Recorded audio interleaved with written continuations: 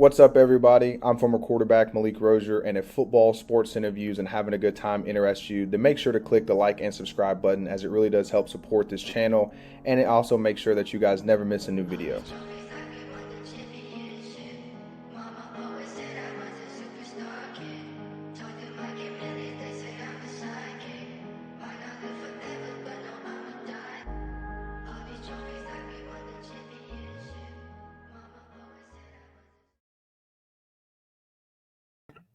How's everyone doing? And welcome back to another episode. How's everyone doing? And welcome back to another episode. As always, I'm excited to be here as this is one of my passions, obviously, which is why I do it. But what I really want to talk about today is obviously QB1 for Miami has been confirmed. Secondly, what does that mean for other guys behind them? What does that mean for Dawson? And then we're even going to go into some film breakdown specifically on Cam Ward and what I think he's good at and also what I think he can work at. And then lastly, we're going to go into some recruiting stuff, some portal stuff. So those are just the topics for today. I'm super excited to get into it.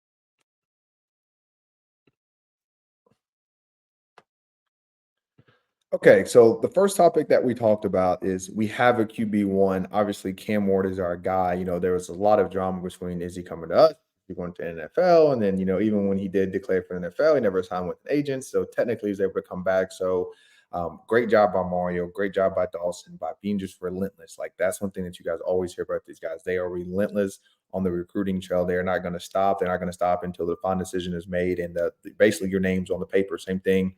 Um, same thing happened with Jeremiah Smith. Even when he committed to Ohio State, we were still on him and said, "Hey, like, don't sign, don't send it in, like, give us a chance." And so, really, what we're going to find out is one, Dawson's ability to coach a quarterback. Obviously, there's a lot of stuff that I personally like about Cam from a mobility, from the ability to improvise and different things like that. So, now it's going to be Dawson's. Hey, you got a really good quarterback, someone that is at lowest a third round grade, but if you make him play good, I think he can obviously be a first round guy. Can you actually make this guy into a first rounder? Because ability's there, smarts is there, quickness, just what you kind of look for in a very, very good quarterback. Cam Ward has a lot of that. Two, it allows Jakari Brown and Emory Williams to actually learn the why of the calls. Okay, so there's a lot different in learning the calls. Hey, I know, hey, why cross? There's a post, there's a cross, there's a dig, and then there's two guys in the flats, depending on whether it's tight end, running back, kind of whoever. But why am I calling it? What does each route beat? So the post beats quarters. The cross beats kind of that man zone, so they can cover three, or cover one man that crossing route that guy has to win. Then in cover two, obviously the cover two beaters that dig. Obviously, you want to go through progressions because the cross could open, but for the most part, to hit that cross, it has to be on the hash. To hit that dig, it has to be on the opposite hash, kind of behind the crosser. So that's when, like, guys can really understand, well, why is Dawson calling it? What coverages do they run that I should, be using routes to attack it? And that's a lot different than just understand, okay, this is why cross I'm going 1, 2 to 3. And then lastly, who's a true competitor? Obviously, there's Jakari, there's Emery, there's Cam, there's Reese, and then you have Judd Anderson that's coming in from high school. So you have 5 guys in that room that obviously all have a unique skill set, all are a little different. But to me, the guys that really come out on top are the guys that are competitors, the guys that set their daily routine, the guys that are the same guys every single day. And that's really what you want. You want the best person, especially at the quarterback position, to be the guy that wins it out. So next, we're going to talk about Coach Dawson. So number one, I think he is the guy. I really like Dawson. I think from the way that he approaches the kids to the way that he approaches, implementation. I think we do have a really, really good offensive coordinator. Obviously, there's a lot of up and downs last year, but for the most part, I really do like a lot of stuff that he runs. Number two, figure out Cam fast. There's a lot of stuff talking about, after game 6, 7, 8, whatever it was, Dawson and Tyler kind of sat down and figured things out. And then we saw at the end of the stretch, Tyler looked really good. He looked comfortable. He looked like he knew what he was doing. So we can't have that, kind of middle ground with everything's kind of in limbo. There's like a gray area. So it's spending as much time as he can with Cam, understanding him, figuring out what he likes, what he doesn't like, what in my system kind of fits him. I think that's number one thing Dawson can do this whole season.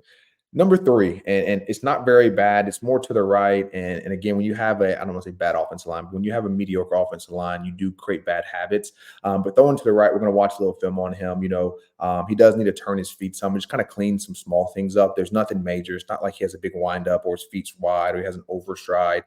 Very short, very compact. But sometimes because it's to my throwing side, I don't turn as much because now it's a little easier for me to use my arm angle to the right. So that's some stuff that, obviously everyone has things to work on, whether you're in the NFL or not.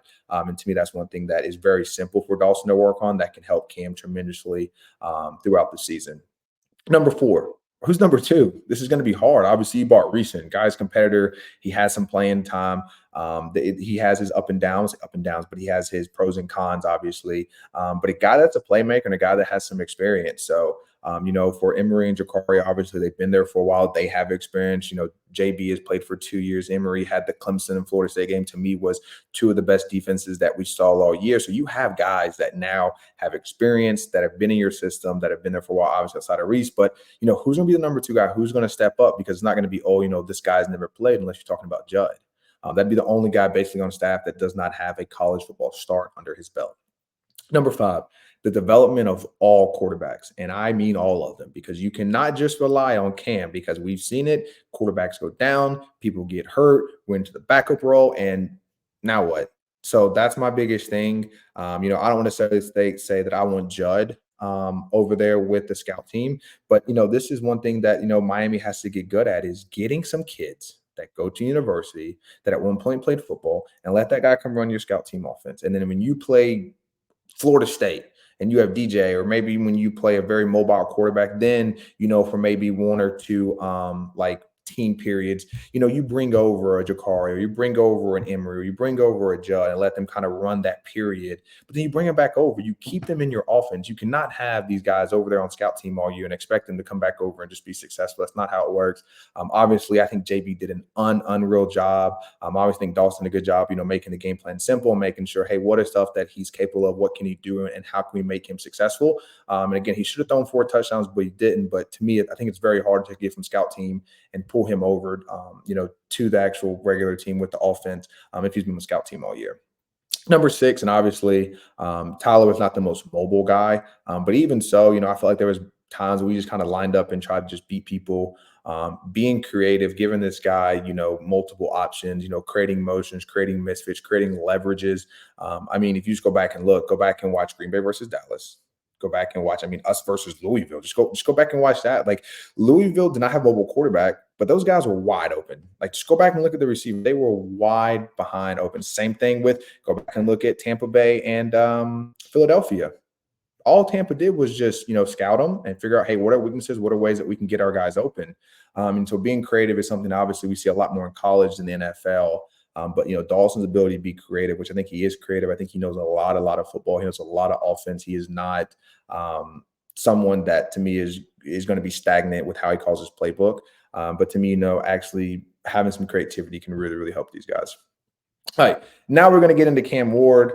So the biggest things that I really want to talk about with Cam, and I know kind of this overlay.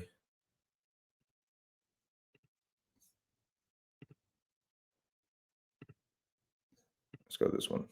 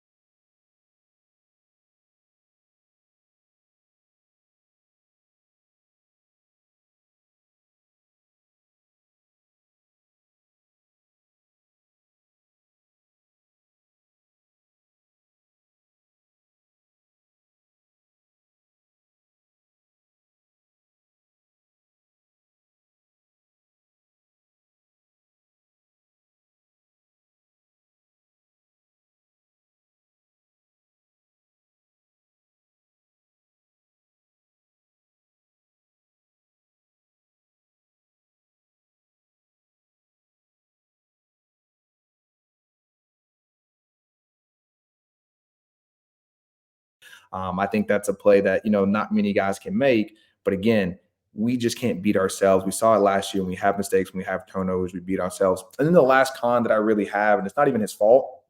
Um, actually, sorry.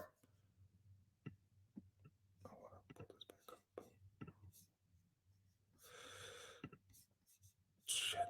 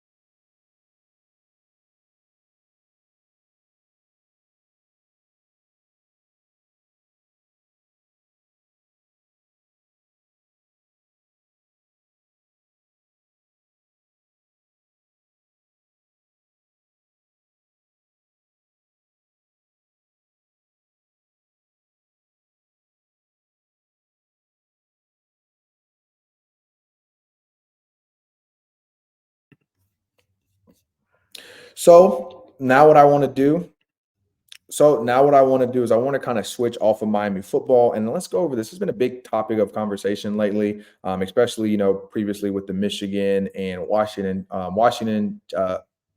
This has been a big topic between Michigan and Washington, and even kind of with Miami and Florida State as well. It's like, what's more important, recruiting or development? I think recruiting. Honestly, I think that you got to recruit high school kids. Obviously, the portal makes a different monster, but you got to recruit high school kids. You got to get them in early. You got to develop them and change their mindset so that they're on the same page as you. And then, secondly, when guys get hurt with recruiting, it just helps with depth. It helps, having guys that can play underneath. Now, with development, where it really comes into play is, let's say you have, Alabama, Michigan, Texas, Oregon, any high ranked teams that their team stars and things are similar. That's where coaching, the ability to scheme up plays, the ability to develop guys, the ability to make 4 stars into five, three into four, three into 5 stars, like make guys better. That's when that really really helps you, and then that's when that kind of shines. And then the last one, development is needed every position. Every position. I know there's some positions like, no, we got to recruit better. No, you got to recruit better, yes, but you got to develop those kids because there are going to be certain guys that are crazy, crazy, raw, talented that just have ability just flowing out of them. But they need development, whether it was their high school's not teaching them, they don't have a proper trainer. They just didn't have the time to, really study like they needed to, but it's the coach's job to develop them, point blank, period. Now, let's go into the portal. I love it, but I also hate it. I know there's a lot of coachings bouncing around, like Arizona's coach, Fish. Congrats to you. He got the job at Washington. Obviously, the coach at Washington got the job at Alabama, who I do really like. But here are the numbers. So there's 2,213 kids that are in the portal, and only 1,108 of them have basically a place to go. So that's 50% of kids right now in the portal have nowhere to go. The NCAA basically, again, they start this Pandora box. They really have no way of regulating it. They're kind of just saying, hey, just as long as your coach leaves, you're good. But again, it just creates a false narrative, especially when you see guys making like 100, 150, 200K NIL evaluations, and you have these other guys like, oh, like I think I can do it too. And then the last one, again, the coaching moving, they don't help at all because now it basically gives them like, I picture a 30-day window to kind of enter their name into the portal, doesn't matter when it is. So to me, it just makes it very, very hard for a lot of staffs that are trying to do stuff, or guys are trying to come in because you don't know who's going to be there. You think you have a roster, and next thing you know, 90% of your roster is gone. And then lastly, I know I'm late, but I got to do it, man. Sabin has been iconic in Alabama. I'm from Alabama. Obviously, I was raised more of a Auburn fan than Alabama. Obviously, Miami's number one. Miami has my heart. But out of Alabama and Auburn, I definitely rooted more for Auburn. But you always had to respect Nick. I mean, he always had guys going. He always had his players back. The guys that knew that played for Nick, they loved Nick. They said he was tough, but they said, man, he always has our back. So shout out to the GOAT. I think NIL changed everything for him. Now, I know people say he paid people under the table, and I mean, I think definitely in the beginning of his career he did, but I don't think later he had to. His resume kind of spoke for himself between natties and first rounders and all these guys that are playing in the NFL. Number three, you're the GOAT when coaches are literally dropping commitment videos saying, hey, I'm staying at Texas, I'm staying at Oregon, I'm staying kind of wherever I'm at. That's when you have major, major, major impact on college football. Number four for Alabama, I do like Kalen DeBoer. I think the guy's a winner. Kind of like I said, like number five, winners win. It's just what they do, especially from like a coaching job. Like he's going to develop. I mean, you go back and look at the talent they had at Washington and then look at the talent they had at Oregon. They beat them not once, but twice. And Oregon is a very physical football team. And Washington and Kalen DeBoer got ready and they just put it to him twice. And that is very hard to beat teams twice, especially when they kind of already know your tendencies. It's a lot easier to lose, in the championship game or the second time that you play them than, beat them again. So that has been it. I really, really appreciate everyone that has been here the entire time. One thing that I do want to remind you guys of, that if you guys are into sports betting, again, gamble safely, gamble smart. But these sports bet experts is a place to go. My man PJ, man, he does a great job at giving you guys units, making sure that you guys are set up for success. So if you're into sports betting and you're tired of losing and you say, hey, like I want to take a chance and actually make some money, then go to thesportsbetexpert.com. Again, they've been on Fox, they've been on all types of different news channels and things of that nature. So go check them out yourself and let me know what you think.